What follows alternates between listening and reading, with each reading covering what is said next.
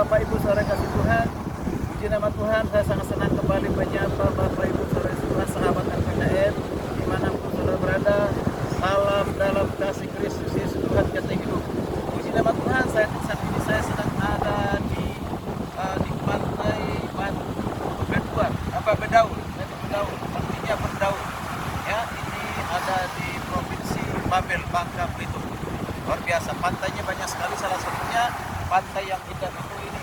Kami sebutkan sekali lagi, pantai yang indah batu berdaun atau berdaun. Nah, mana batunya? Wah, kita lihat. Tadi itu batu di tengah laut, ada ya pohon, nah itu bukan sengaja ditanam dan itu memang alami, ya alami ya. Tuhan maka dikatakan batu berdaun. Nah, jadi ini oleh perumahan yang indah. Nah, kita lihat pantainya.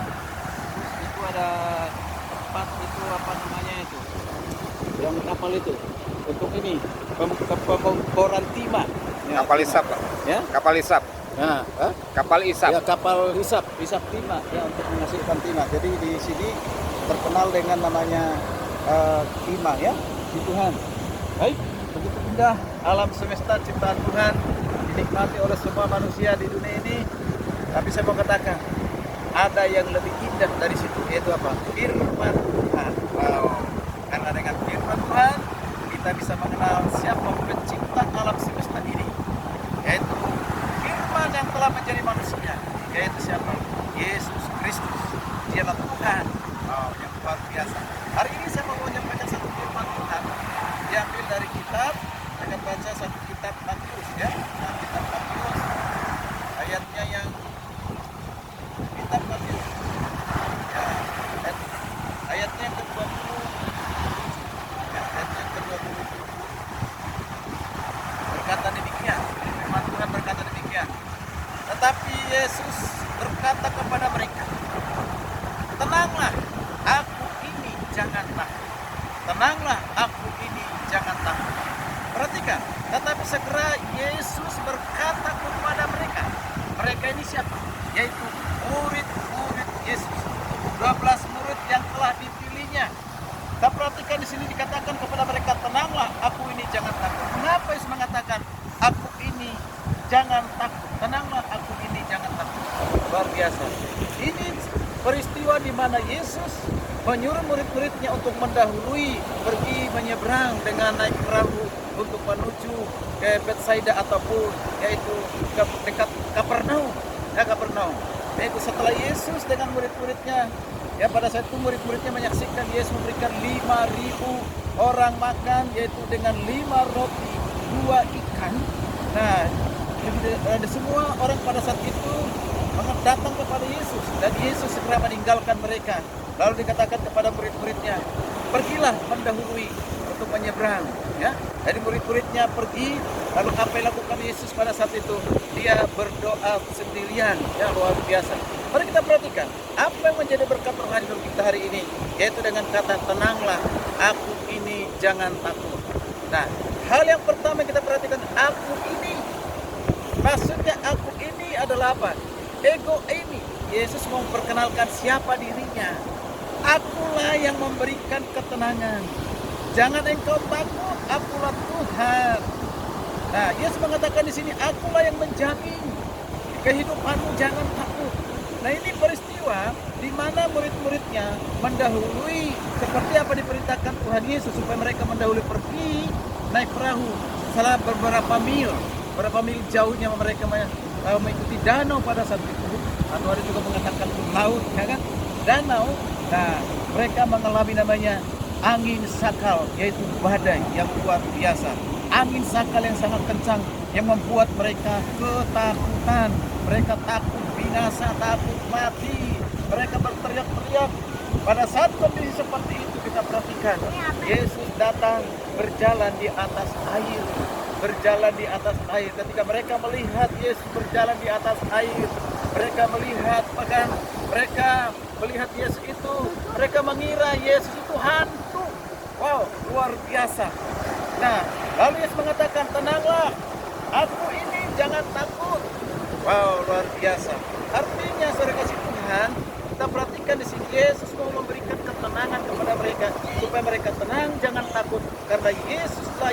menjamin ketenangan, yang memberikan kepada mereka untuk mengatasi rasa takut. Badai kehidupan di dalam kehidupan kita ini banyak, saudara Tuhan. Kalau mereka mengalami badai namanya angin sakal, membuat mereka sangat ketakutan. Nah, kita tidak mengalami angin sakal, tetapi badai dalam kehidupan kita ini sangat banyak. Badai persoalan masalah dalam kehidupan kita, masalah sakit penyakit yang tidak kunjung sembuh, masalah ekonomi, masalah apapun itu. Mungkin kita sekarang ini dalam keputusasaan karena persoalan-persoalan dalam kehidupan kita tidak kunjung selesai. Masalah yang satu belum selesai, datang lagi masalah yang kedua, masalah yang ketiga. Kita tidak mampu, seolah-olah Tuhan itu jauh meninggalkan kita. Kita tidak mampu melewati badai dalam kehidupan kita. Tapi hari ini sampaikan berita baik bagi bangsa kasih Tuhan, bahwa badai itu bisa berlalu, badai itu bisa kita lalui kalau kita ada bersama dengan Tuhan.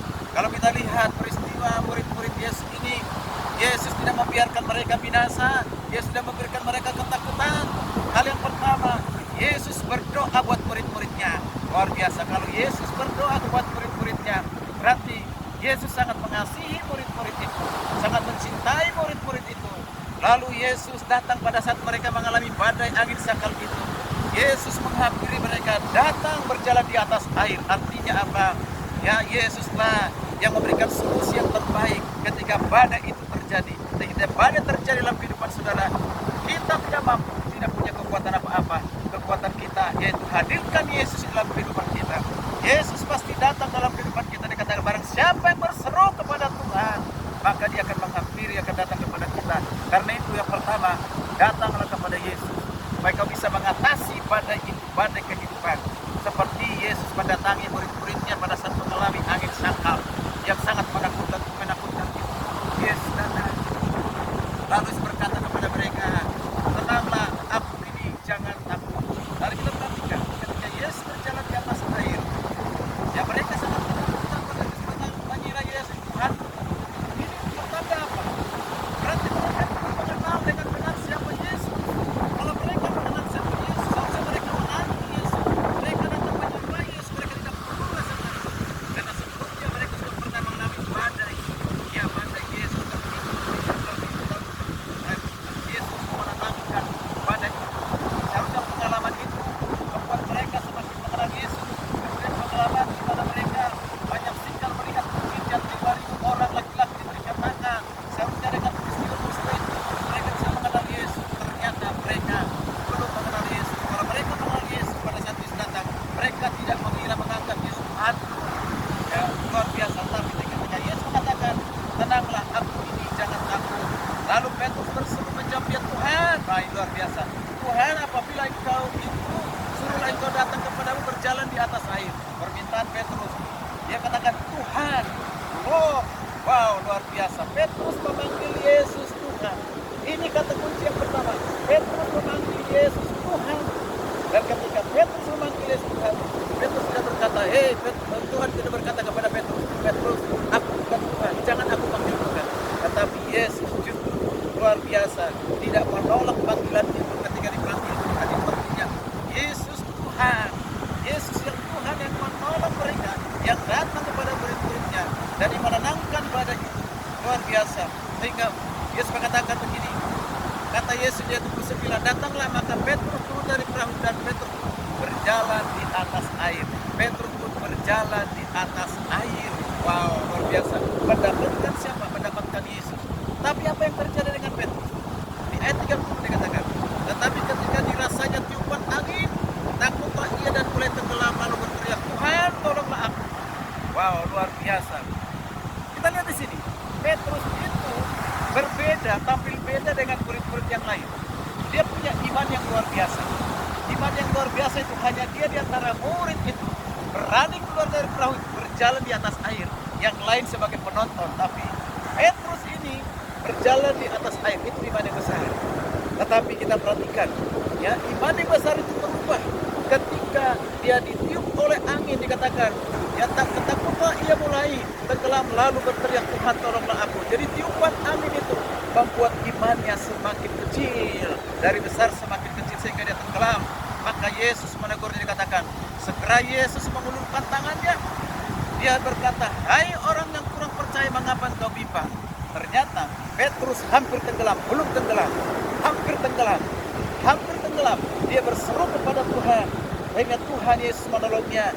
Tuhan mengatakan, hai engkau yang kurang percaya. Berarti Petrus pada saat itu kurang percaya, bahkan masih bimbang, padahal dia bersama dengan Yesus. Itu luar biasa. Bapak Ibu kasih Tuhan, kalau kita masih bimbang, masih tidak percaya dengan Yesus Tuhan, mau saya katakan hari ini, buang keraguanmu, buang kekurang percayamu, percayalah bahwa Yesus Tuhan yang sanggup menolongmu, yang sanggup memberikan apa yang terbaik dalam kehidupanmu. Badai itu bisa datang, badai itu bisa silih berganti, tetapi yang kita percaya, kita bisa melalui badai itu bersama dengan Tuhan Yesus yang memberikan kekuatan kepada kita sekalian. Puji nama Tuhan. Lalu Yesus mengatakan di sini, lalu mereka naik ke perahu itu dan angin pun redalah.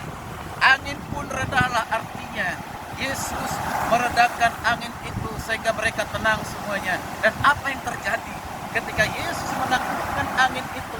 Yang terjadi adalah dikatakan redalah, maka air itu pun, maka badai itu pun reda. Lalu mereka sangat-sangat kagum dengan Tuhan Yesus, dikatakan 33. Dan orang-orang yang ada di perahu itu, apa yang mereka lakukan? Wow, dikatakan menyembah Dia. Menyembah siapa? Menyembah Yesus. Wow, lalu kata selanjutnya, katanya, sungguh engkau anak Allah. Sungguh engkau anak Allah. Ternyata melalui badai angin sakal itu menuntun mereka untuk mengenal Yesus, untuk mengenal Yesus. Setelah mereka melihat Yesus bisa menaklukkan angin sakal itu, baru mereka sudah bersujud menyembah. Menyembah siapa? Menyembah Yesus.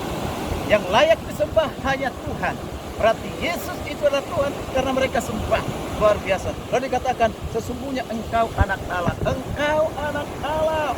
Artinya Yesus yang diutus oleh Bapa ke tengah-tengah dunia ini untuk menyatakan kasih-Nya, menyatakan dirinya bahwa Dia adalah Allah yang luar biasa itu.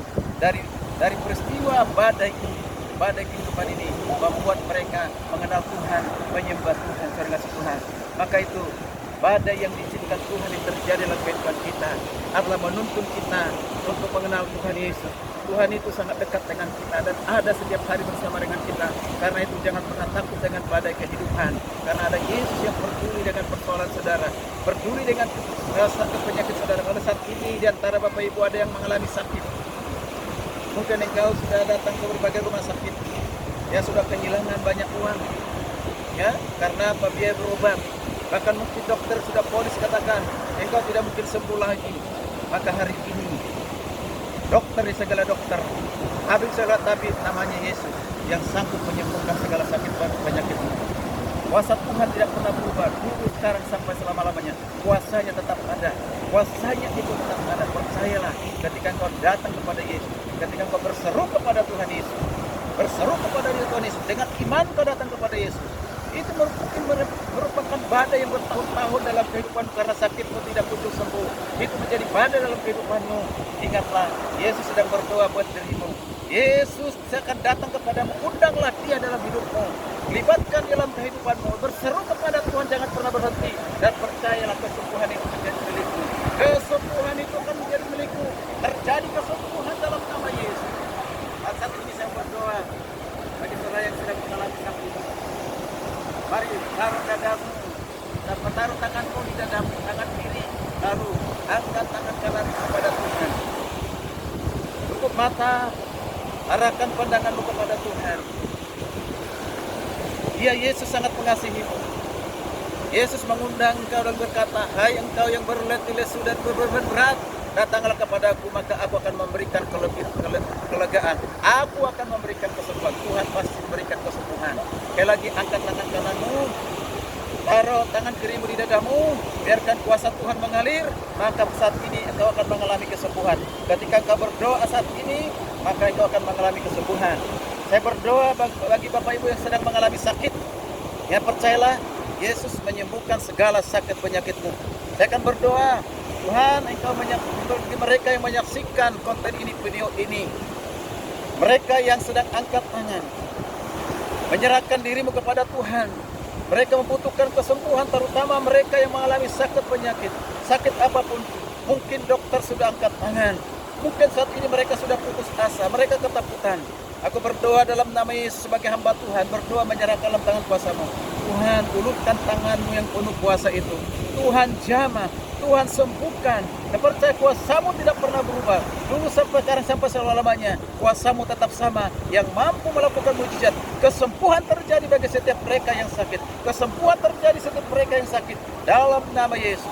Kesembuhan terjadi bagi setiap mereka yang sakit. Disembuhkan dengan sempurna. Terjadi kesembuhan sekarang ini juga. Disembuhkan demi nama Yesus Kristus terjadi kesembuhan. Mereka mengalami kesembuhan. Puji Tuhan, haleluya. Engkau sudah sembuh. Bagi saudara yang mengalami kesembuhan, bersaksi kepada orang lain. Supaya mereka juga datang kepada Tuhan Yesus. Bersaksi bahwa engkau sudah disembuhkan siapa? Yesus Kristus yang berkuasa di bumi dan di surga. Yang menyembuhkan segala sakit penyakitmu. Dan saya percaya engkau sudah mengalami kesembuhan pada saat ini. Terima kasih, biarlah kiranya firman Tuhan ini sekali lagi boleh terjadi pada dalam kehidupan kita. Dua hal yang harus kita lakukan. Yang pertama, datanglah kepada Yesus. Yang kedua, sujudlah menyembah kepadanya.